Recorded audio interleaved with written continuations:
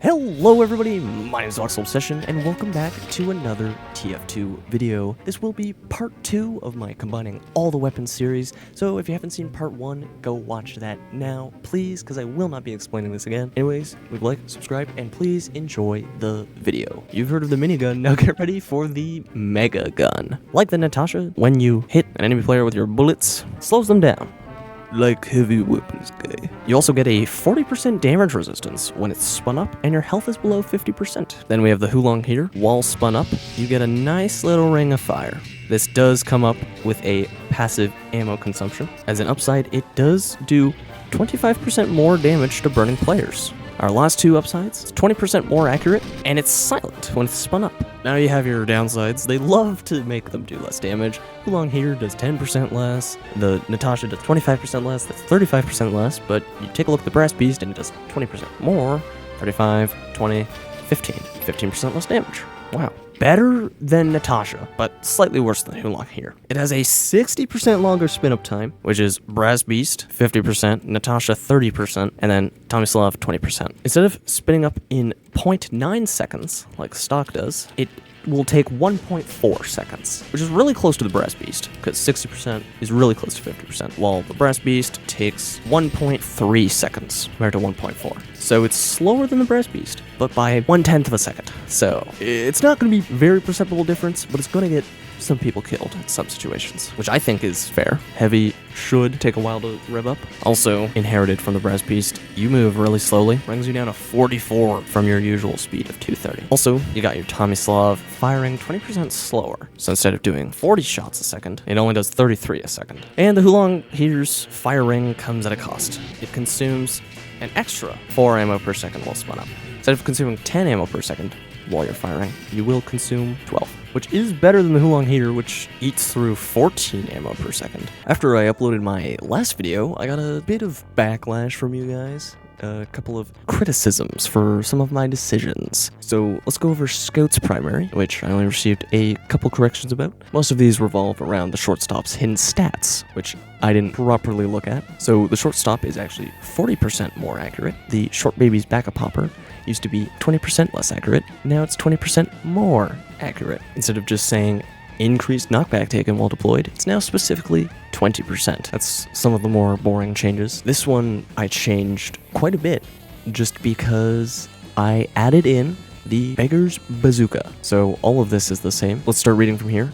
Doesn't use ammo and is replaced with an ammo meter, like the Cow Mangler. The idea is, like the Beggar's Bazooka, you hold down fire button, M1 usually, to load up rockets. So instead of that, you hold down M1 to charge up multiple shots.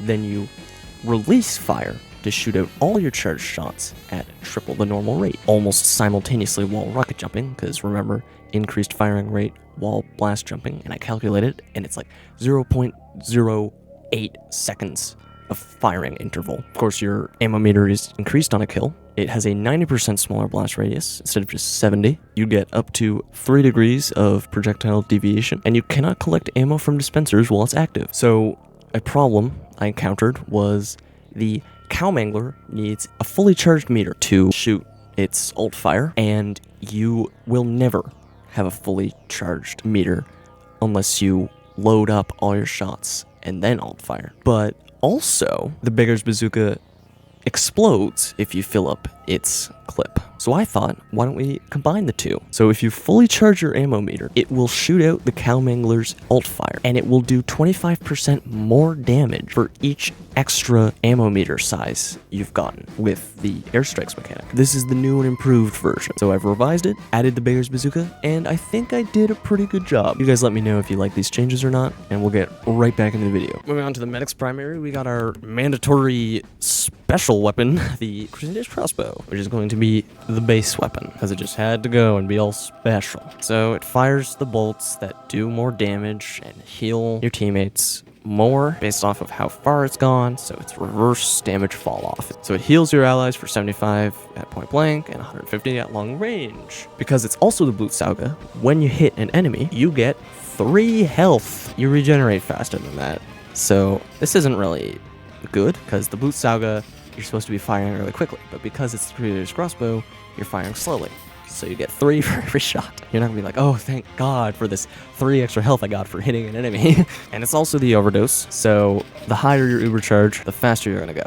So now 320, you're at 25%, moves you up to 336. So it should bring me up to 384. 384. I was right. I'm so good at math. So it brings you up to 20% faster when you're at 100% uber. Problem is, it does 10% less damage. Usually, Crusader's crossbow does 75 damage at max range, and at the minimum, it's 38.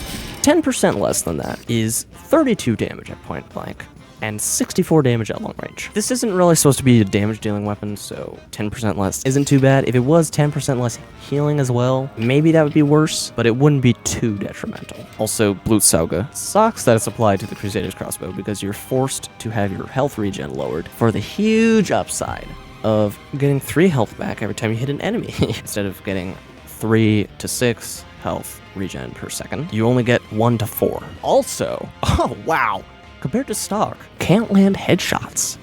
That just ruins it for me, honestly. Unusable. They nerfed it too much. Valve, please fix. Also, you have way less ammo. It's like 75% less. Yeah, you usually have 150, but it brings you down to like 40. 38 actually, but really close to 40. So, I mean, I'd still use this because I main medic. I don't mind that you have the overdose on there, but the fact that you have the Blutsauge on the Crusader's crossbow, you need your firing speed.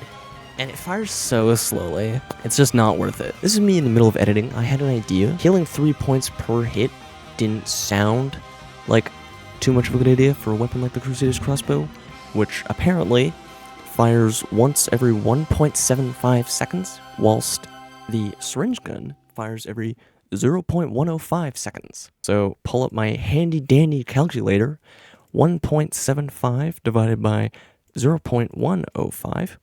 So you want to see what the ratio is to both of them.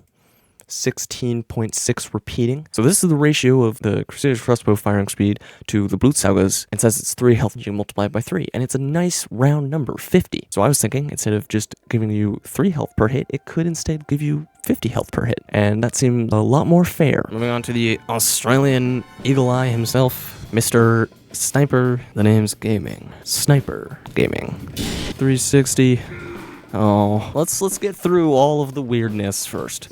So all of his sniper rifles charge while scoped. Except for the weird one. There's always a weird one. There's always a weird one. So you charge it while scoped, but you can also hold down M1 to charge while not scoped, which I think is cool. But because it's also the Machina, you charge while scoped, you can charge while unscoped, but you can only shoot while scoped. Makes perfect sense, right? Are the item servers down? Are you kidding me? Alright, you guys are gonna have to use your imagination for these next ones. The Hitman's Heatmaker has much quieter shots, so it's gonna inherit that, and it doesn't unscope between shots, just like this guy. So that's cool, I guess. It has guaranteed mini crits for headshots instead of full crits. Also, you can't land headshots unless you're fully charged. Also, thanks to this gun that just had to ruin everything. Fully charged shots deal 15% more damage and penetrate players, and are the only ones that are able to headshot thanks to this and the Machina, which are complete opposites. Each headshot kill gives you a head that increases your charge rate by 25%, up to a maximum of 6 heads, which brings you up to plus 150%. So it would only take you 1.8 seconds to fully charge when you have those 6 heads. I forgot about the Sydney Sleepers plus 25% base charge rate. Bizarre Bargain brings you down to minus 50%. So instead of that, it would bring you down to minus 25%, allowing you, when you collect 6 heads, to bring you down to 1.5 seconds, even though I just said 1.8. And when your focus is active, I'm about to say, it brings you down to 1.35, which is accurate with the 1.5. Thank you for being patient. You gain focus on kills and assists, and when focus is active, you get a 25% faster charge rate, regardless of the amount of heads.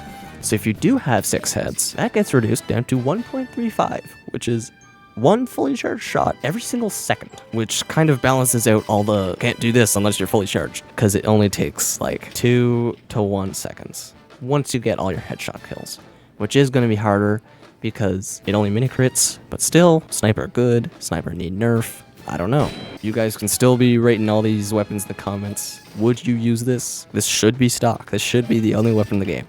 No more debates about what's the best weapon. It's this one, because it's the only weapon. So we go back to Sydney Sleeper. It applies Girardi for longer, based on how long it's charged for. Scoped headshots reduce your cooldown by 1 second on your Girardi. You can achieve that just by doing nothing for 1 second. You do you, I guess. If you want to land a headshot in that meantime, sure, why not? And your shots extinguish. It just so happens that all of its downsides are kind of the same. I mean, of course, it's a sniper rifle, it can't get random crits. It has a 50% lower base charge rate penalty. So while stock can charge in 3.3 seconds, it takes this one 6.6 seconds. It also does 30% less damage on body shot from the classic, which does 10% less, and the Hitman's Heatmaker, which does 20% less. Not only does it do less damage on a headshot, and not only can you only headshot when fully charged, it also does way less damage on a body shot. So it's way more skill intensive. You need to be way better, and I think that's fair. It all balances out, okay? Trust me, guys. It just works. On 0 charge, it does 50. And on full charge, it does 3 times that at 150. So since it's 30% less, you're going to be doing 35 on a 0 charge body shot. And not 150, but 105. I'm fine with that, okay? That's okay. Body shots shouldn't be doing that much damage anyways. You shouldn't be able to one-shot the lower half of all the classes, okay? That's just me, guys. Come on, don't get so mad. Also, you know, it's the Machina, so it leaves a nice, bright, team-colored tracer line between all of its shots. So you can't be sneaky anymore. I'm sorry, you just can't do that. Everyone's gonna know where you are at all times from those beautiful streaks of light just flying through the air. Now we get to Mr. I don't have a primary. I got it. This is his primary. All of his watches are his secondary, and then this is his melee. We're just not gonna count this. Like, this is stock, and then this is all the stats. So it would just be the red tape recorder. That's your only sapper. I'm sorry, you have to use the red tape recorder. You guys might know that this is going to be a really bad weapon. That's why I called it the worst of all worlds. You know, some of them have really good upsides and then really rough downsides. Let's take a look at those, shall we? Guaranteed crits on headshot. After your shot, though, my crosshair blows up and the accuracy just kind of stops. Also, during this time, even if it's hitting his head, it's not doing the critical headshot damage. So it's a 1 second cooldown between headshots. It's rough. Okay, we'll keep going though. The critical damage is affected by range, so if I'm all the way over here, it's only going to do 61, and then 102, and then still 102, because that's the maximum. But it falls off. No other critical damage has any fall off. It's one of the upsides of, you know, crits. It's also the l'étranger, so you get 40% longer cloak duration, and every time you hit someone, you get 15% more cloak. And, okay, if it's a headshot, you get 45% cloak. I mean, why not? Let's throw that in there too. You get a 20% damage bonus while disguised. I'm not gonna tell you how much damage that would make you do because that's a surprise for the end of this awesome gun. It pierces resistances and bonuses, and it's the Diamondback, so every single backstab you get, you earn 1 crit, and it's the same thing for every single building you destroy. You get 1 stored crit. But again, critical damage is affected by range. There are 2 things that the revolvers like to take away from you. Let's say 3. Out of these 4, they all either nerf 1, random crits, 2, firing speed, or 3, damage. You stack all that on top of each other. What do you get? 50% less damage. 50%. Like around 40 damage. That would do 20. So whenever you don't normally shoot, it's half that damage. You like this firing speed? That's twice per second. You want to get rid of that? 40% slower.